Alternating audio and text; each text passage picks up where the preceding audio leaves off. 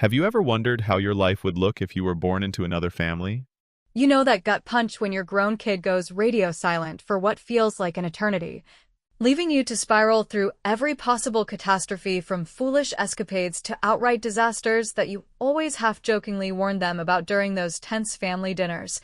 And after staring at your phone screen until your eyes blur with unanswered voicemails piling up like unopened bills, you finally snatch your keys from the hook by the door, slide into the driver's seat of your reliable old sedan, and hit the gas toward their place with your heart hammering against your ribs because deep down, family ties don't just dissolve into thin air without you mounting some kind of determined pursuit to drag the truth back into the light. I never imagined myself turning into that classic overbearing mother figure you see in those heartfelt episodes of family dramas that play out on weekend afternoons, the kind where the protagonist pounds relentlessly on her adult son's front door with a mix of desperation and defiance etched across her face, yet that's precisely where life landed me at 58 years old, feeling the full weight of every passing year in my bones as I confronted 2 interminable weeks of absolute silence from my David. My one and only son who had built what was supposed to be a stable world for himself and my precious grandson Tommy in that unassuming house. A silence that began innocently enough on a seemingly ordinary Tuesday when I simply wanted to follow up on whether he'd finally tackled that persistent leaky faucet I'd been gently nagging him about during my last visit, but quickly morphed into a daily ritual of dialing his number only to be met with the impersonal beep of voicemail after voicemail,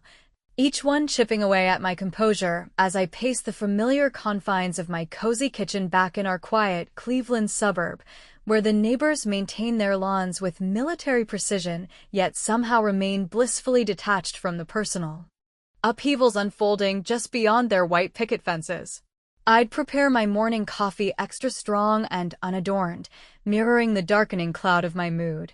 then lose myself in scrolling through faded digital albums on my phone that captured David at the tender age of 10 flashing his infectious gap-toothed smile while clutching his late father's fishing rod from those halcyon days before the bitter divorce shattered our family dynamic into irreparable fragments, moments that now force me to confront whether I should have intervened more assertively. After his ex-wife Lisa packed up and left, that calculating real estate agent with her perpetually appraising gaze who treated our cherished heirlooms as if they were prime properties up for grabs.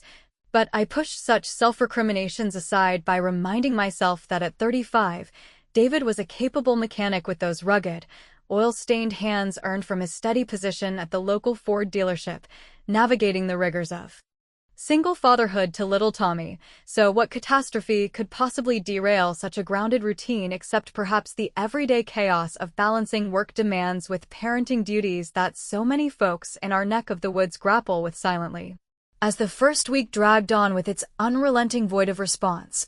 a gnawing anxiety took root deep within me, much like the insidious termites that slowly undermine a home's sturdy foundation over time, particularly when my thoughts drifted to Tommy,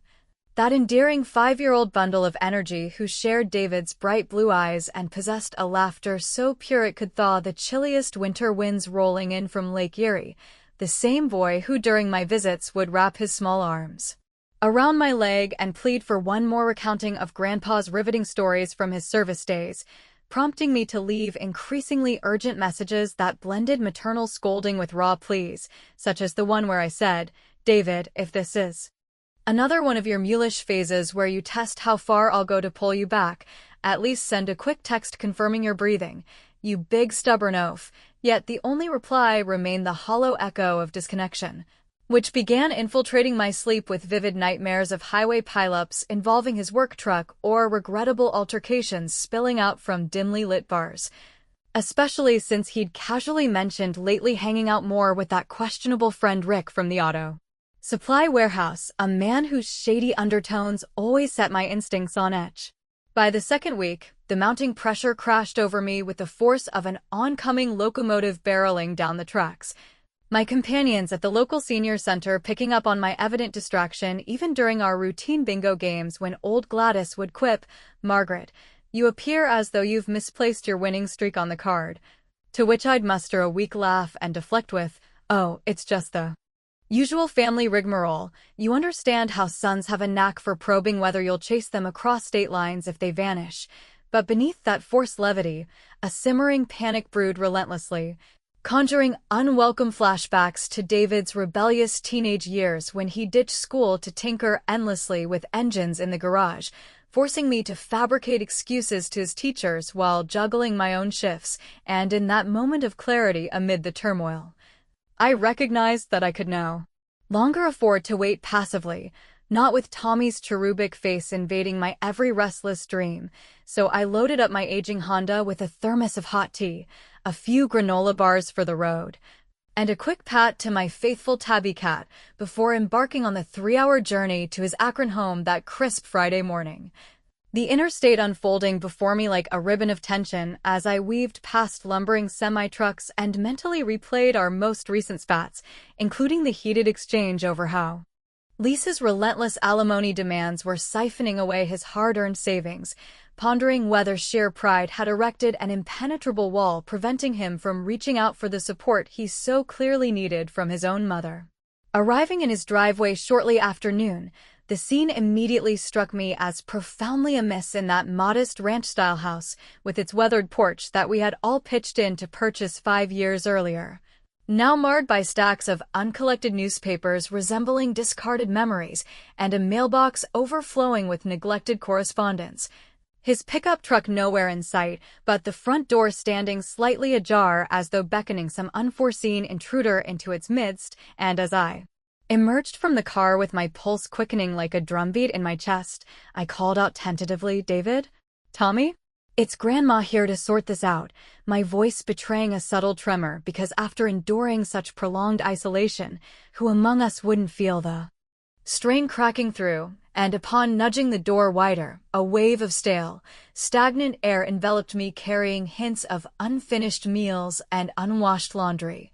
The living room transformed into a chaotic tableau of strewn toys, including those colorful trucks and building blocks that Tommy adored now lying helter-skelter as if playtime had been abruptly halted in the midst of joy, while the kitchen table displayed remnants of a meal long gone cold with pizza slices hardened at the crusts and bowls of macaroni and cheese solidified into crusty masses from neglect spanning several days. No explanatory note in sight to ease the rising dread, merely the steady ticking of the wall clock amplifying my mounting fears like a metronome of unease. Venturing from room to room with deliberate caution, I flicked on light switches to banish the encroaching afternoon shadows that seemed to harbor secrets of their own, my calls growing more insistent as I urged, "David, if you've concocted this as some ill-conceived prank to teach me a lesson, it's landing flatter than a punctured tire, do you understand?" And in his bedroom, everything appeared deceptively normal with the bed neatly made, but the adjoining office revealed a disarray of unpaid utility bills and wadded receipts that whispered of financial quicksand pulling him under, such as the ominous foreclosure warning from the bank that I discovered peeking from a half-open drawer despite my better judgment against rummaging through private spaces because in the grip of desperation, boundaries blur into irrelevance for those driven by unyielding concern, and it was precisely then, as I lingered near the doorway of Tommy's room with its walls adorned in vibrant dinosaur posters and the bed's sheets rumpled from recent occupancy, that a peculiar noise emanated from within. A faint shuffling akin to something modest scraping deliberately against the wooden floorboards, not resembling a child's whimper, but sufficiently unsettling to root me in place amid the pervasive disarray of abandoned playthings that evoked a profound sense of disrupted innocence, compelling me to ease the door open gradually with the blanket draped across the bed functioning almost like a conspiratorial curtain concealing whatever enigma lurked in the dim underbelly, and just as I drew nearer, the sound repeated with greater insistence, that subtle shift emanating from beneath the frame, drawing me inexorably forward even as my breath hitched in my throat, teetering on the precipice of unveiling some harrowing truth woven into the very fabric of my family's unraveling existence. That peculiar shuffling sound from beneath Tommy's bed echoed in my mind long after it faded into silence, leaving me kneeling there on the cool linoleum floor with my joints aching from the sudden drop after that long drive. staring into the dim space where only dust motes danced in the faint light filtering through the half-drawn blinds, along with a lone sock that carried the faint, unmistakable scent of a little boy's active day, and although part of me wondered if perhaps some neighborhood critter like a raccoon had found its way inside through one of those gaps David always promised to patch, but never quite got around to amid his endless overtime hours at the dealership. The persistent image of that half-eaten dinner in the kitchen gnawed at me with renewed intensity. Those pizza slices with their curled edges and the congealed macaroni suggesting an abrupt departure that had interrupted what should have been an ordinary evening routine just a few days prior, so I rose slowly, brushing off my slacks, and made my way back toward the heart of the house, determined to uncover any scrap of information that might explain this unsettling abandonment. Rifling through the kitchen drawers with a methodical care born from years of managing household mysteries back when David was still under my roof, and surprises like lost homework or hidden snacks required a mother's keen detective work. What I discovered first was David's phone charger coiled neatly in its outlet on the counter, but no sign of the device itself, which struck me as profoundly out of character because he had always been glued to that screen for everything from work notifications about incoming shipments to quick video calls with Tommy during lunch breaks, a habit that had annoyed me during family gatherings when he'd check it mid-conversation, but now filled me with a fresh wave of concern as I imagined him leaving it behind in haste, perhaps to evade whoever or whatever had driven him away. And amid the clutter of junk mail spilling from the overflowing countertop, a crumpled flyer from a nearby pawn shop caught my attention with its bold promises of instant cash for tools and electronics, evoking memories of David's recent complaints over late-night coffees about the dealership's sluggish pay cycles and how Lisa's aggressive attorney had been steadily draining his accounts through child support obligations that seemed to escalate every time she upgraded her wardrobe or her client list in that cutthroat real estate world she thrived in. A wry chuckle escaped me despite the undercurrent of dread, as I pictured David reluctantly parting with his prized socket wrench set in a moment of financial desperation, muttering under my breath something along the lines of, "What's next for you, son? Hawking your right boot to make ends meet, you determined blockhead." But that fleeting bit of humor evaporated swiftly when I noticed Lisa's name emblazoned on the return address of a legal envelope, wedged beneath a Buckeye-shaped fridge magnet, the kind we'd collected on family outings to the state fair before everything fractured, and upon sliding it free, the words "contested custody modification" leaped out like an accusation,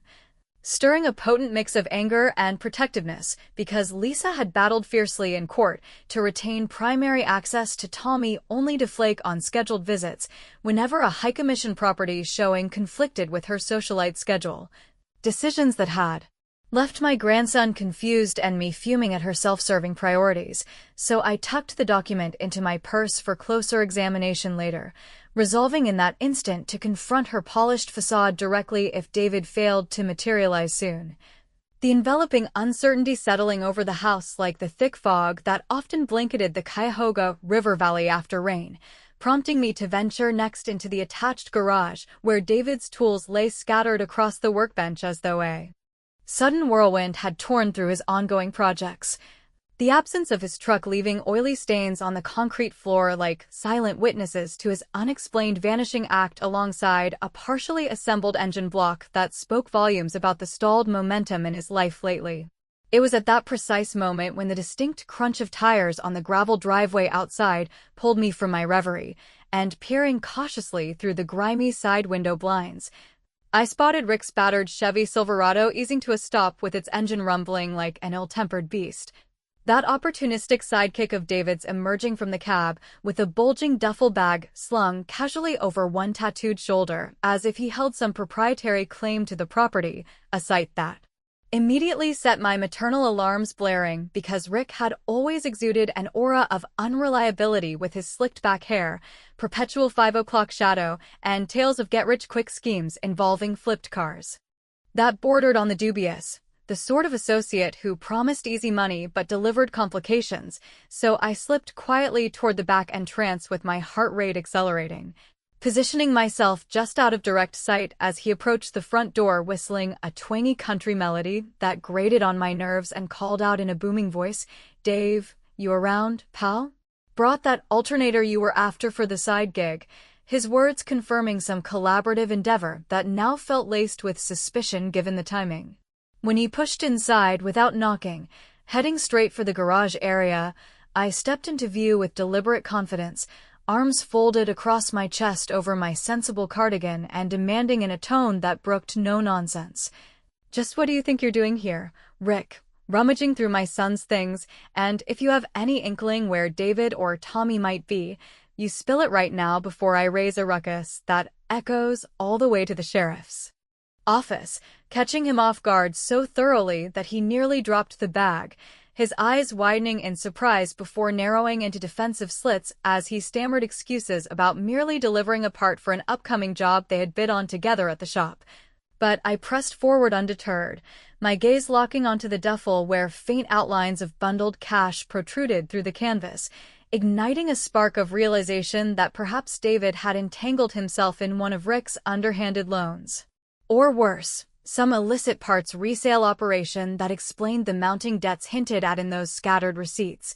A conflict that tore at me internally because revealing such involvement could either force him into the light or drag the entire family into legal entanglements from which recovery might prove impossible, leaving me to navigate the fine line between protective intervention and potentially worsening the mess through my own impulsive actions. Our standoff unfolded in the driveway.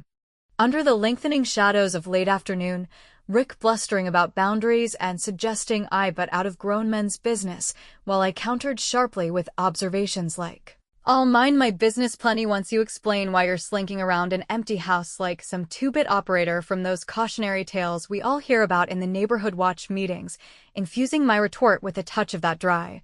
self-deprecating humor that masked the rising tide of apprehension. And as he finally turned back toward his truck with frustrated huffs, fumbling for his keys in his pocket, I seized the opportunity for a measure of retribution that felt both ingenious and cathartic in the moment.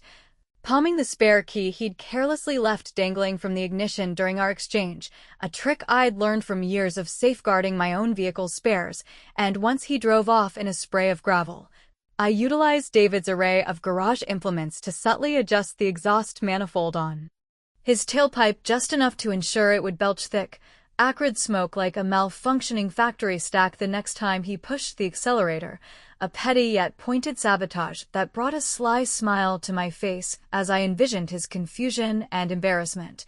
Whispering to the empty air, "That's for messing with my boy's head, you meddlesome pest," the satisfaction lingering even as a pang of conscience reminded me that such tit-for-tat games rarely resolved deeper troubles. With evening descending and no further signs of life stirring within the walls, I heated a simple can of chicken noodle soup on David's temperamental stove and settled onto the worn living room couch to pore over additional paperwork that surfaced from the coffee table's lower shelf.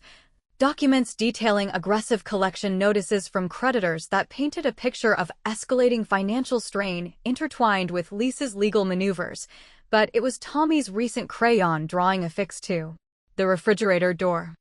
with a colorful magnet that truly pierced the veil of composure I'd been clinging to, the childish strokes depicting a somber figure resembling David with dark scribbles encroaching from the edges labeled in wobbly letters as Daddy and the Scary Shadow Man. A hauntingly innocent clue that sent icy fingers trailing down my spine and amplified the pervasive aura of foreboding, compelling me to confront the chilling possibility that Rick represented merely the tip of a far more treacherous iceberg threatening to engulf my son and grandson in its depths, stranding me in the deepening twilight amid the remnants of their disrupted lives with an avalanche of unresolved questions mounting higher than the scattered toys littering the floor. Tommy's crayon drawing with its ominous shadows clung to my thoughts throughout that restless night spent on David's sagging couch, the house settling around me with creaks and sighs that mirrored the unsettled state of my own conscience as I replayed the day's discoveries from the scattered toys to Rick's evasive maneuvers, each element weaving a tapestry of worry that prevented any semblance of deep sleep despite the exhaustion weighing on my eyelids like leaden curtains drawn against the uncertainties lurking just beyond the window panes, and by the time dawn filtered through the thin fabric of the living room drapes in pale streaks across the cluttered floor, I had resolved to delve further into the custody envelope that had surfaced the previous afternoon, brewing a pot of David's stale coffee grounds in the kitchen while allowing the steam to carry fragments of long-buried memories back to the surface. Recollections of the fierce courtroom battle 2 years earlier when Lisa had launched her bid for sole custody by painting David as an unreliable parent burdened by erratic work schedules that left Tommy in inconsistent care.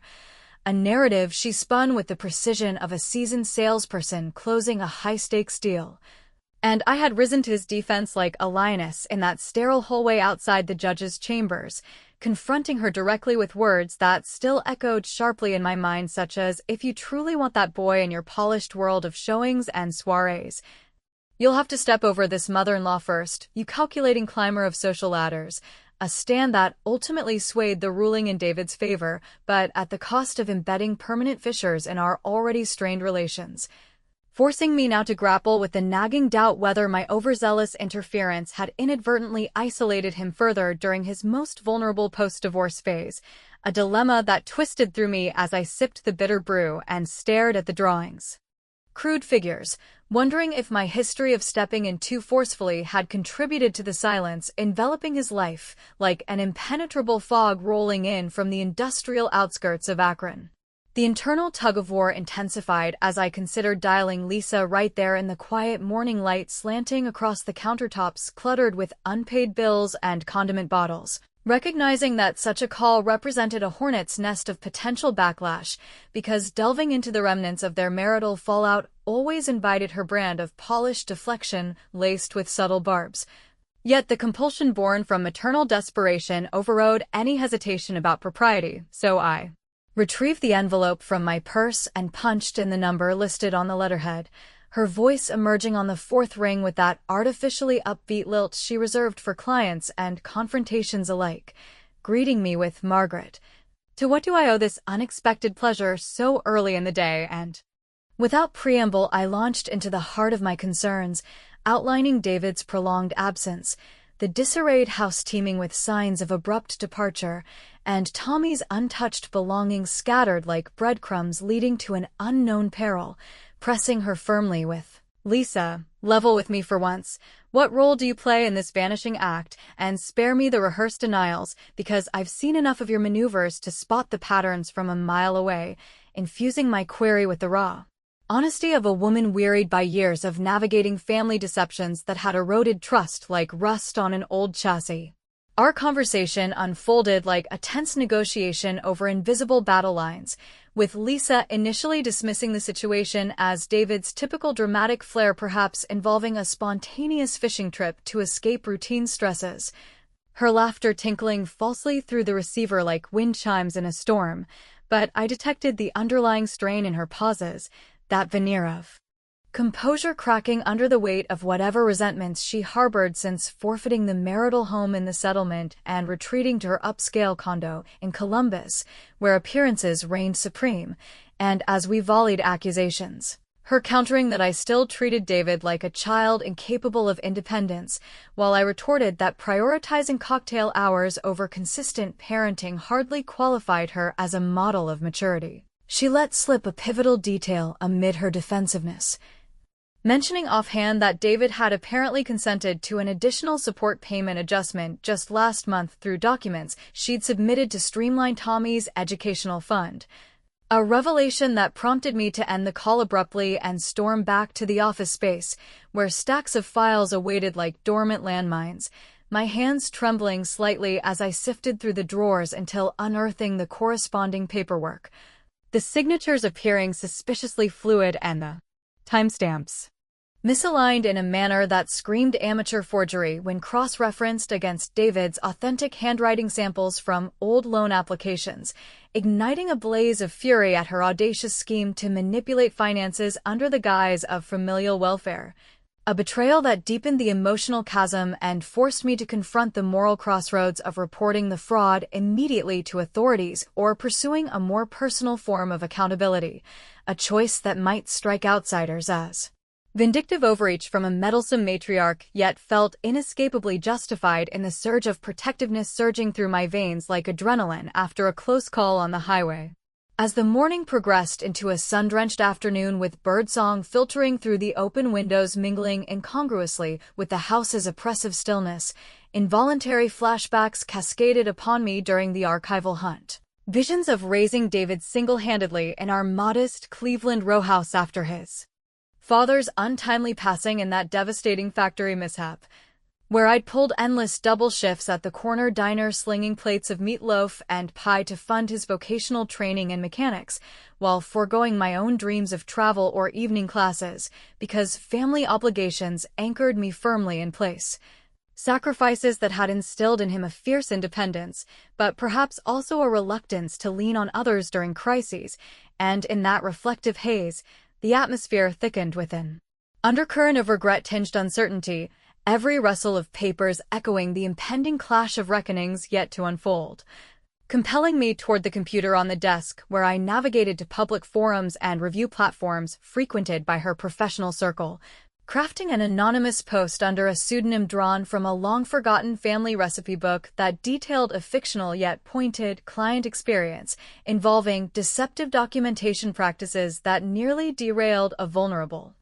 household stability, phrasing it with witty precision to imply ethical lapses without overt libel, such as likening her methods to selling a dream home built on shifting sands. And as the submission went live with initial upvotes trickling in from sympathetic readers, a surge of triumphant amusement washed over me, allowing a soft chuckle at the irony of turning her own tool of public perception against her while murmuring to the empty room, "How's that for a closing argument, you slippery operator?" The clever reprisal providing a momentary balm against the gnawing anxiety even as ethical qualms flickered like faulty porch lights, reminding me that such digital barbs could boomerang unpredictably in our interconnected world. Yet as I gathered a small duffel of Tommy's favorite clothes and toys from his room in preparation for whatever prolonged search lay ahead, another layer of intrigue revealed itself tucked into the medicine cabinet behind a bottle of aspirin, a nearly depleted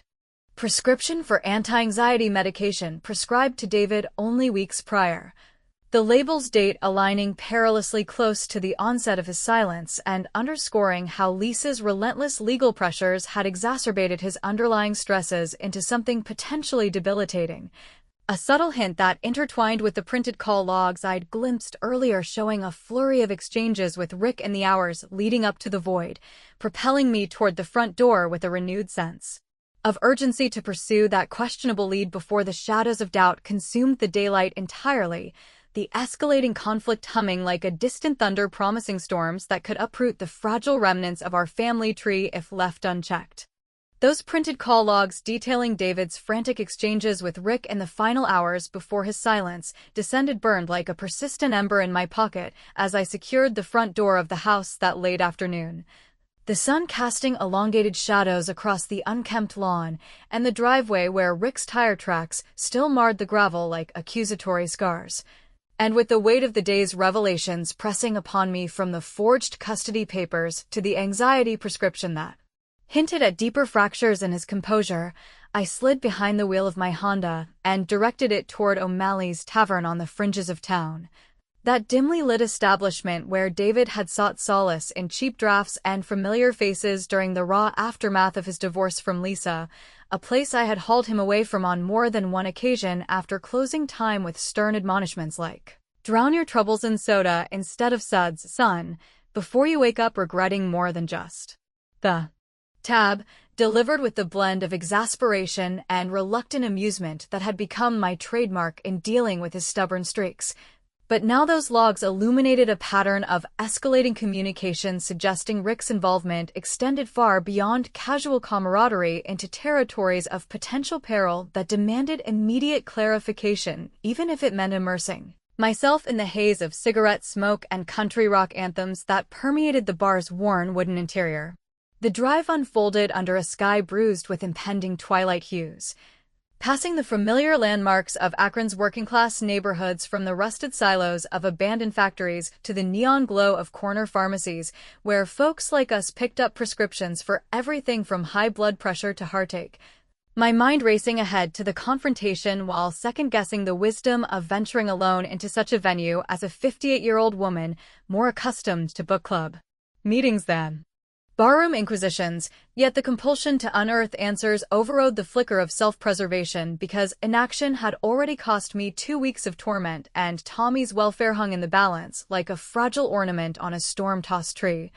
A dilemma that would likely draw sideways glances from anyone hearing the tale since prioritizing family secrets over professional intervention often veers into the realm of reckless overreach for those of us raised on the ethos of handling matters internally before letting outsiders complicate the narrative further. Upon arriving, I navigated the gravel lot dotted with pickup trucks bearing dealership stickers and fishing decals, the air thick with the mingled scents of motor oil and distant barbecues as I pushed through the heavy door into the subdued clamor of clinking glasses and laughter that swelled from clusters of patrons unwinding after grueling shifts, my sensible attire of slacks and a button-down blouse drawing a few curious appraisals from the mostly male assembly, but I held my head high scanning the booths until my gaze locked onto Rick ensconced at a corner table with two burly companions who looked like they doubled as bouncers on weekends. Their conversation punctuated by boisterous guffaws over foaming mugs that set my teeth on edge. So I approached with purposeful strides, ignoring the undercurrent of stares, and slapped the call log printouts onto the scarred tabletop amid the ring of condensation stains, declaring in a voice steady despite the adrenaline surge, "Rick, enough with the games. Where exactly is my son, and what tangled web have you two spun that would make him drop off the face of the earth? Because if this involves one of your so-called lucrative side deals, you're going to lay it all out before I start making noise that reaches the ears of every shop foreman from here to Youngstown." He nearly sprayed his beer across the table in startled reaction, wiping his mouth with the back of a calloused hand as his eyes darted between the papers and my unyielding expression, sputtering initial denials about mere discussions over inventory swaps for the dealership, but the fluster in his posture betrayed deeper entanglements. And as one of his companions shifted uncomfortably, muttering something about keeping things quiet, the conversation fractured into revelations that twisted like a wrench on a stubborn bolt, with Rick admitting under pressure that David had sunk into a high-interest loan from his network to fund a risky engine rebuild project aimed at undercutting competitors, an extortionate arrangement where Rick held leverage through threats of exposure to the authorities if payments lagged. A scheme that explained the silence as David's desperate bid to shield his family from impending ruin while spiraling under the duress of potential felony charges for handling questionable parts sourced from dubious suppliers. A bombshell that landed with the force of a dropped transmission and forced me to confront the agonizing choice between shielding him through continued secrecy, which risked Tommy's safety in the crossfire, or alerting law enforcement to dismantle the operation at the cost of David's immediate freedom and our family's reputation in the tight-knit auto community. A moral quagmire that outsiders might view as my enabling folly for not dialing the tip line outright upon first suspicion, preferring instead the illusion of control through personal pursuit amid the bar's thickening haze of secondhand smoke and the jukebox's mournful twang of a Bruce Springsteen ballad about blue-collar dreams deferred. The exchange escalated into a heated verbal sparring match, with Rick leaning forward across the table, his breath reeking of hops and hostility as he issued veiled warnings about debts cascading into collections that could seize David's home and custody rights, boasting of connections to enforcers who ensured compliance through intimidation. Tactics honed in the shadows of Rust Belt economies where legitimate jobs barely covered the basics, and I parried with retorts laced with the sharp wit of accumulated grievances, such as "You lay a finger on my family, and I'll ensure that every parts supplier from Cleveland to Pittsburgh hears about your underhanded tactics, you pint-sized profiteer with a conscience smaller than your tab here," tempering the confrontation with an internal dash of light vulgarity in my thoughts about what a darn convoluted mess he'd manufactured, the atmosphere crackling with the tension of an approaching squall as patrons nearby quieted to eavesdrop on the unfolding drama, and, in a fleeting admission amid the bluster, Rick conceded to having last seen David 2 evenings prior in a state of visible agitation discussing a diversionary affair with a coworker from the office administrative staff as a ploy to rattle Lisa and buy time for repayment negotiations. A disclosure that pierced deeper than the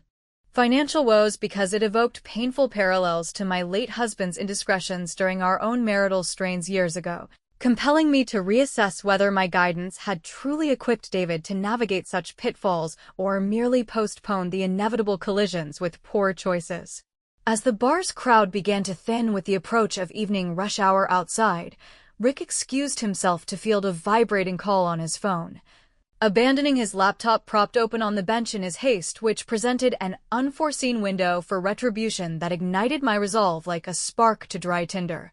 So while feigning interest in the menu propped nearby, I discreetly captured screenshots of his inbox displaying threads outlining the extortion details from falsified invoices to intimidation. Schedules targeting David, then slipped to the relic payphone in the hallway to relay an anonymous bulletin to the state's Automotive Regulatory Board hotline with precise references to the illicit dealings.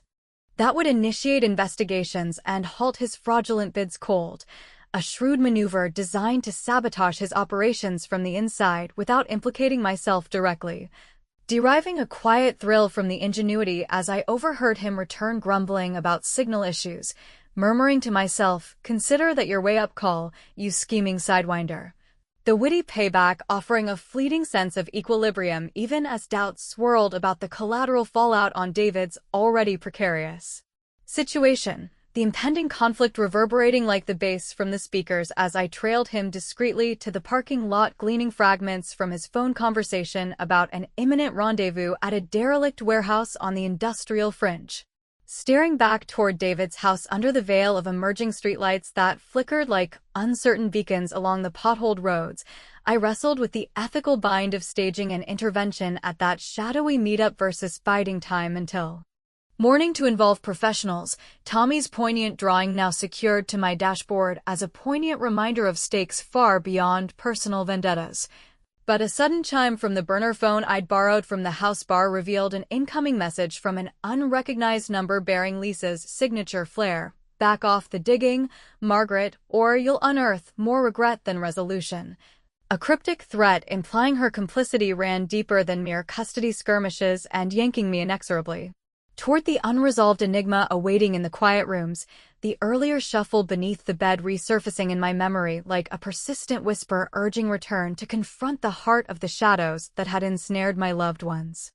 Lisa's ominous text message with its veiled threat lingered in my thoughts like a bitter aftertaste refusing to fade as I maneuvered my Honda back into David's driveway under the cover of midnight's inky blackness, the house looming before me as a silhouette etched against the faint glow of distant street lamps along the quiet residential stretch. And with the barrage of disclosures from the bar still reverberating through my mind from Rick's extortionate schemes to David's fabricated affair, meant as a smokescreen against Lisa's encroachments, I felt the cumulative burden of those 2 weeks of silence pressing down heavier than ever alongside the subtle clues that had accumulated like puzzle pieces scattered across the disheveled rooms. From the half-eaten meals symbolizing interrupted normalcy to Tommy's foreboding drawing that hinted at lurking perils beyond mere financial woes, compelling me to re-enter the premises despite the late hour because that initial shuffle beneath the bed had embedded itself in my subconscious as an unresolved siren call demanding confrontation before exhaustion claimed me entirely. A decision that carried the weight of potential folly since venturing alone into the unknown at my age invited risks that saner individuals might avoid by waiting for daylight and reinforcements. Yet the unyielding drive to safeguard my family overrode such cautions, transforming me into the very archetype of the intrusive matriarch whose choices outsiders would likely decry as boundary-crossing recklessness born from an inability to release the reins on her grown children even when circumstances screamed for professional detachment. As I slipped through the front door once more, the flashlight beam from my phone slicing through the oppressive darkness like a tentative lifeline, the air inside carried a thicker staleness laced with an undercurrent of recent occupancy that set my nerves alight, and involuntary recollections surged forth in the hallway, fragments of David's wedding rehearsal dinner where Lisa had charmed the guests with her effervescent anecdotes about future homeownership dreams while I pulled him aside to murmur reservations like, "She's all flash and no foundation, son. So keep your eyes wide open amid the vows," counsel he had brushed off with youthful optimism that now seemed painfully prophetic in light of her escalating deceptions, moments that underscored my own historical oversteps, such as insisting on joint counseling sessions post-divorce that had only amplified resentments rather than mending fractures. Dilemmas that paused my steps at Tommy's bedroom threshold with hand hovering on the knob because breaching this space again felt like tempting fate in a narrative where maternal instincts clashed against the wisdom of restraint. But the echo of love propelled me forward as I whispered into the void, "Tommy, if you're in there hiding from this mess, Grandma's come to make it right." The room unfolding before me unchanged, with dinosaur posters curling at the edges under the beam's sweep and the blanket draped across the bed, evoking a secretive shroud that concealed untold stories in its folds. The sound returned then with amplified clarity, that labored shifting from below the frame, resembling muffled breathing strained through confinement rather than the skitter of vermin, sending a cascade of chills rippling across my skin despite the humid warmth seeping in from the cracked window overlooking the backyard fence. And as I lowered myself to the floor with deliberate slowness, my pulse thundering in my ears like the bass drum of an approaching parade, possibilities flickered through my mind, from Tommy cowering in fear of parental discord to David himself secreted away nursing injuries from Rick's associates. But grasping the blanket's hem, I lifted it incrementally, allowing the light to probe the shadowed recess inch by shadowed inch, first illuminating a swath of rumpled fabric, then the outline of a compact form huddled tightly, and when the full illumination struck without mercy, my breath seized in my chest, rendering me momentarily immobile as the scene registered in horrifying detail. Not my grandson's innocent face, but Lisa's own, staring back with eyes widened in a cocktail of terror and seething indignation. Her mouth secured by one of Tommy's mismatched socks twisted into a makeshift gag, and wrists secured behind her with coiled extension cords pilfered from the garage workbench, her once impeccable makeup streaked in chaotic rivulets, resembling a defeated clown's mask, while her designer blouse hung askew from the ordeal. The shocking revelation unraveling the entire tapestry because she had masterminded the orchestrated silence by staging this elaborate charade to implicate David in Tommy's supposed abduction. Having shuttled the boy to a compliant babysitter in a neighboring town under the pretext of a surprise outing while holing up here to fabricate evidence of a custody violation complete with forged notes and planted distress signals aimed at bolstering her insurance claim for emotional damages and securing full parental rights through judicial sympathy. Clues aligning retroactively like the contrived half-eaten dinner she had arranged before binding herself in this theatrical bind, and the anxiety pills perhaps dosed to simulate her own fabricated trauma. She strained against the restraints, emitting garbled protests through the gag that conveyed more accusation than plea, her gaze boring into mine with the fury of a cornered predator who viewed my intrusion as the final unraveling of her meticulously spun web. But the emotional torrent overwhelmed any immediate sympathy, relief flooding in waves for Tommy's confirmed safety, mingled with revulsion at her willingness to weaponize their shared child against David in pursuit of material gains and vindictive leverage, igniting a blaze of righteous anger that crested as I methodically loosened the bonds while weighing the precipice between swift liberation and a parting shot of accountability, a juncture where the audience might recoil at my ensuing impulse toward personal justice over unadulterated mercy, deeming it a vindictive escalation unworthy of a grandmother's grace yet resonant with the raw authenticity of betrayed familial bonds forged in the fires of everyday American resilience. In that suspended instant of confrontation, I leaned close enough to catch the tremor in her voice as the gag fell away and hissed, "You meddling relic." This was supposed to bury him for good, but instead of retorting in kind, I allowed a wry smile to curve my lips, replying with measured calm, "You figured you'd outmaneuver a Harlan woman with your parlor tricks, but watch how the real estate flips back on you." Then swiftly documented the tableau with a series of time-stamped photos on my phone, capturing the incriminating setup from the cords to the nearby notepad scrawled with incriminating fabrications, before retreating to the living room to summon authorities via a blocked call that detailed the fraud without self-incrimination, and subsequently forwarding the images to her realty firm's executive email chain under an alias with a succinct caption, Inquire with your top performer about her expertise in staging scenes beyond open houses, a final act of ingenious reprisal that promised to dismantle her professional empire through boardroom scrutiny and client exodus.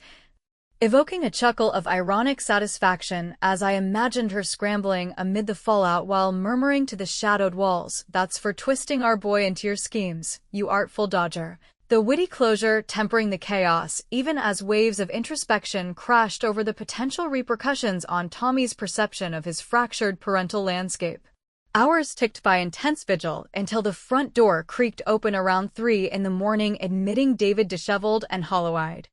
With Tommy dozing in his arms, recounting in hushed tones how Rick's mounting threats had spurred him to seek temporary refuge with a distant cousin in Pennsylvania, while the affair rumor served as deliberate misdirection to deter Lisa's spies.